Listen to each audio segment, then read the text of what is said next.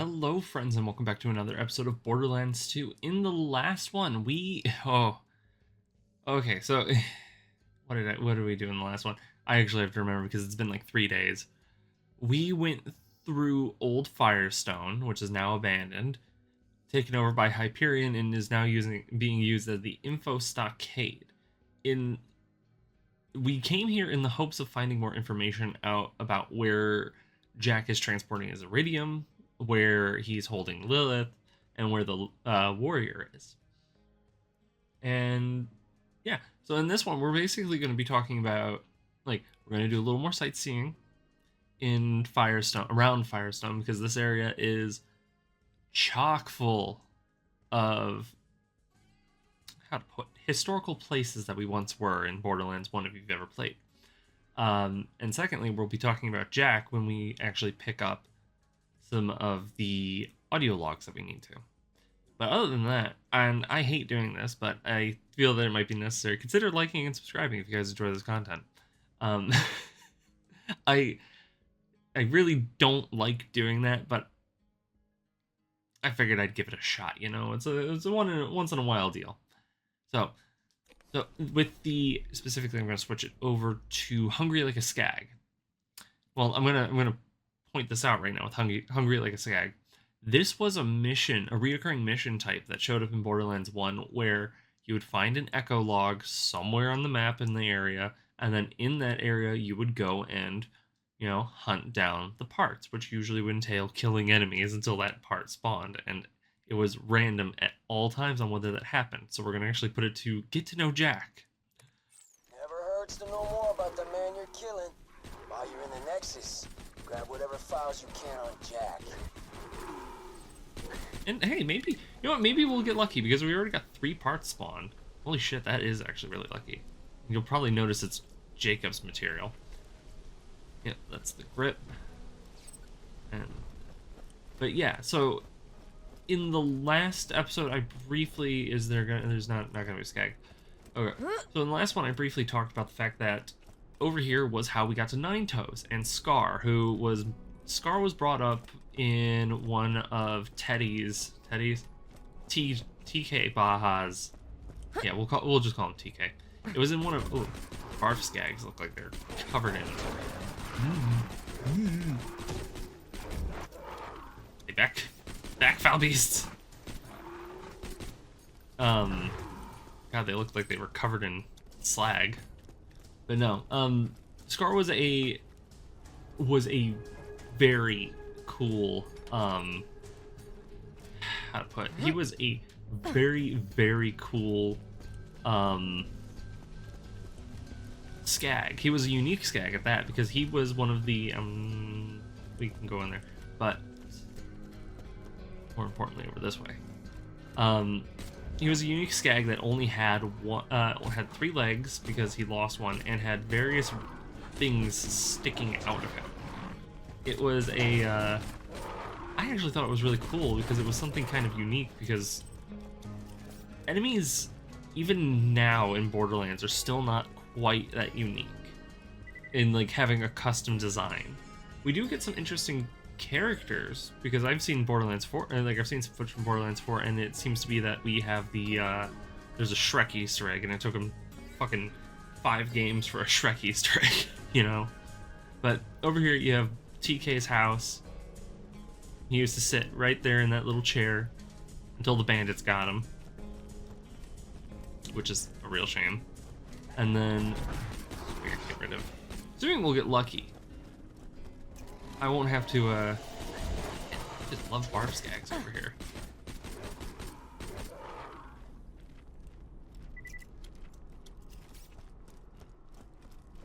Wait, is it possible that I accidentally completed it? No, I haven't. We need the chamber.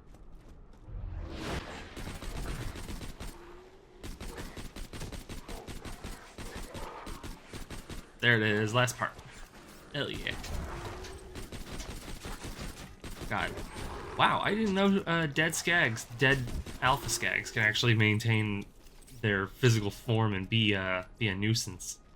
But, alright, that's the last part. You found all the gun parts. Bring them back here and I'll assemble them for you.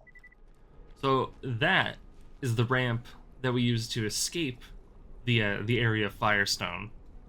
And I think it was called Pisswash Gully or something like that.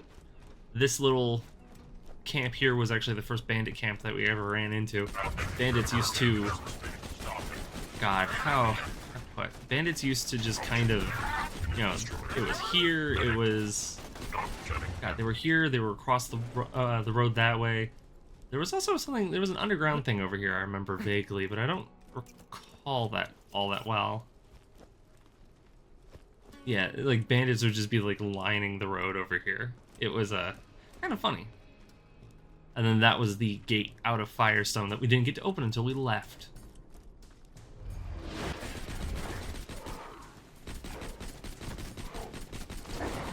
My God.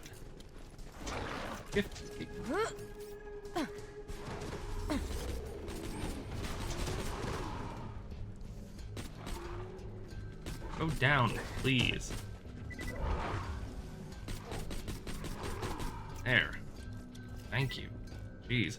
Anyway, so over here, because we're actually going to be running into a little thing. Okay, a regular. Oh shit, did I kill him already? Yeah, I got some. Really loud. Oh. Yeah, I did. The Bone Shredder. The lead wind blows. Well, whichever one he was. There is a named loaderbot here who is Bone something 2.0, and I can't remember his specific name. Understand, Daddy? Say hello to your new home, darling. You're like a little princess. And this is your throne. I want Mommy. Where's Mommy? She's not coming back, Angel. No, get in a freaking chair. I don't want to. It's all good. There we go, in the chair. Okay, so that specifically is, I believe it says Young Angel for that. Oh, fun coughing sound. So that specifically says Young Angel. Young Angel, the details on that suggest that that is right after the, well, pretty soon after the accidental death of her mom. Roland, Zed, if you're receiving this, respond as soon as you can. Blake came back. Oh, I picked up the wrong one. Damn it. Showed me some faked pictures of New Haven. The city was burning. A lot of people were dead. Blake said his boss. Okay, any candidates today, Angel? There are 4 treasure hunters who arrived on a shuttle several hours ago. They are currently on a bus to Firestone. Great. Say this to him. Don't be alarmed. I need you to stay calm and don't let on that anyone is talking to you. Start making your way off the bus. The bus is still moving, sir. Shut up. Tell them. John, why have you dispatched one of our satellites to Pandora? What are you doing?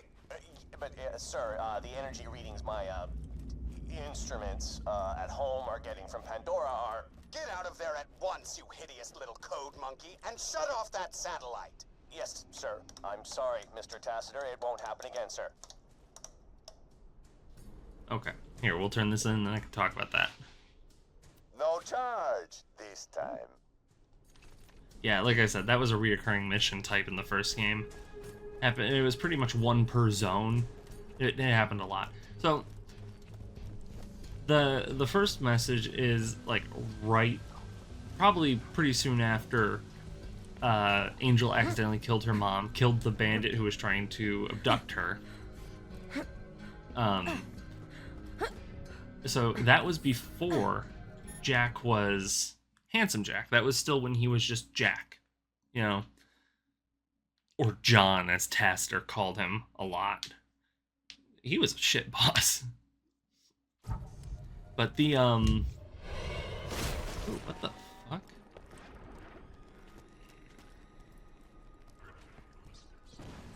Okay. Please.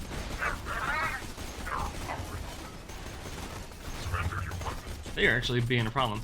And that second, so the second message is right before the events of Borderlands 1. That is still before he became Jack, before he became Handsome Jack, but after everything with his mother. Not mom. Everything with his daughter.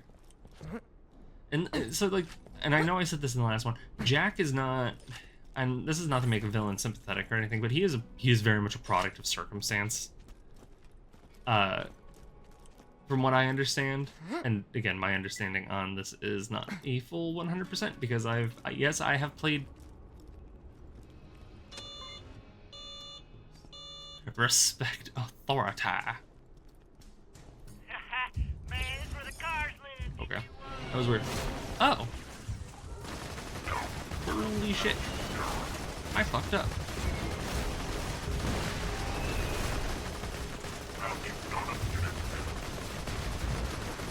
I really did fuck up. Holy shit.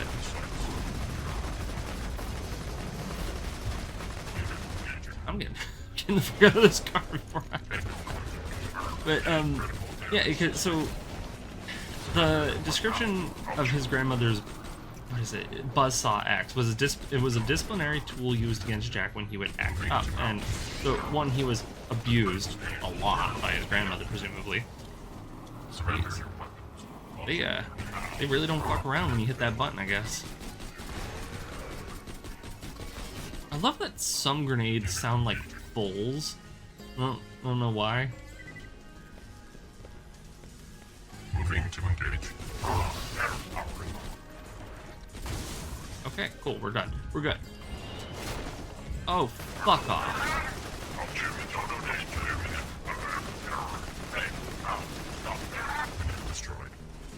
But yeah, so he was abused as a kid. That leaves a lot of psychological damage. But he still chose to be the better man.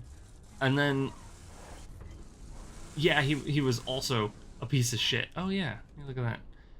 We didn't need to travel very far. He was a piece of shit to Angel because he, instead of, like, you know, understanding that what happened was a mistake, she... Where is it? He just feared her. And, like, she's a child. Like, the last thing that she wanted to do was, like, kill her parents. Like, fuck, even I understand that, and I am... Oh, there it is. Ah, damn it. Almost had it. Like, the last thing... She's a child, you know? Like, I'm not gonna... She's very new to having the powers. It was a very much a moment of circumstance that she ended up killing her mother. And, you know, that's okay. The important part was that Angel was okay, and not so much in the fact that, what is it? It's more the fact that Angel was okay and less about the fact of what happened. And, you know, what he did to Angel was pretty terrible. Now, Mr. Tacitor, blackmail. Such a dirty little word, isn't it? Actually, no, I come to think of it, it's not a dirty word at all. It's kind of awesome.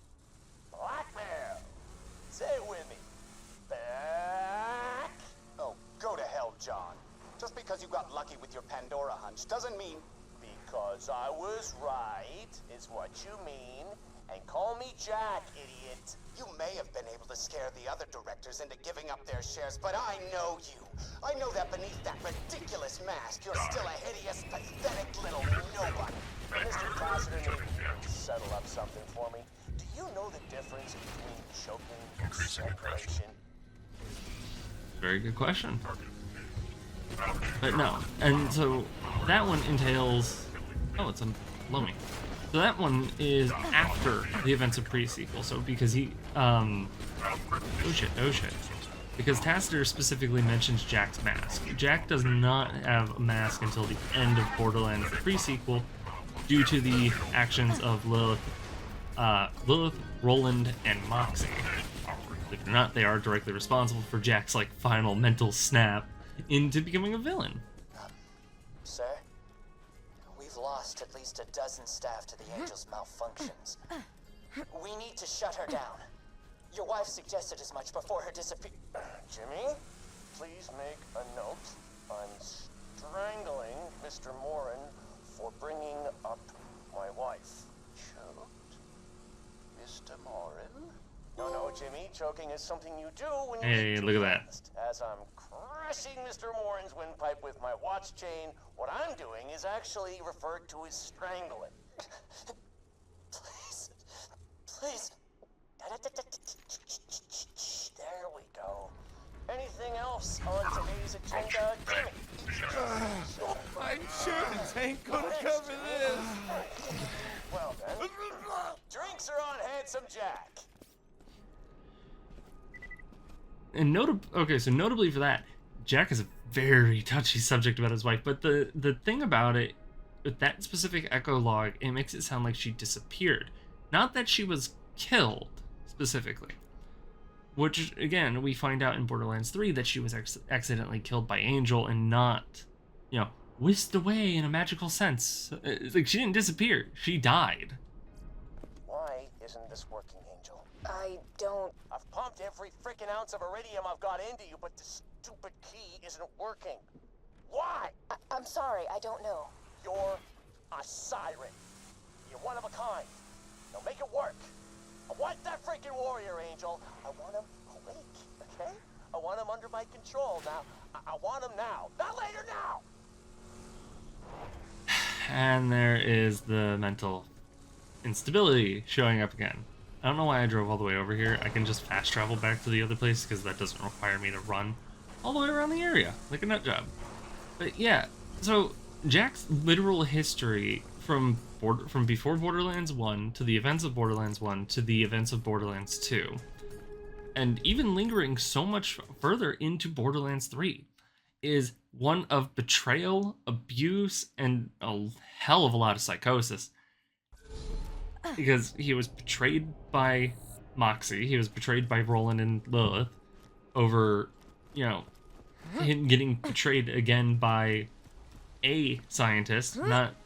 It's not specifically ever determined, I don't believe it's ever determined, who specifically betrays Jack in pre-sequel, like who leaks that information to Zarbaton. Which I don't know why people think her name in that game is so funny. It's kind of not. Weird. If I didn't want Jack dead before, I sure as hell do now.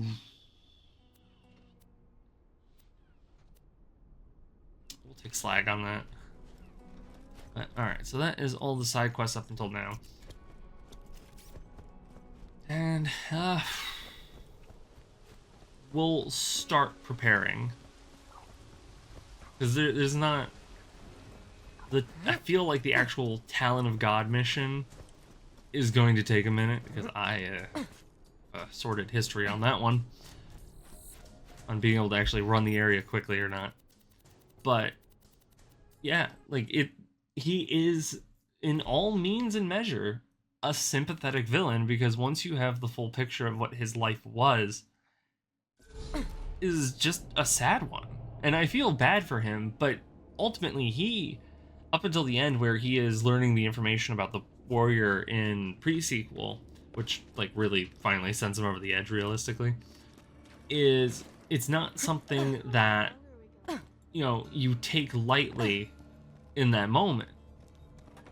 Because, his head, he is a human being. He is not someone who, in all means and measure, should be capable of...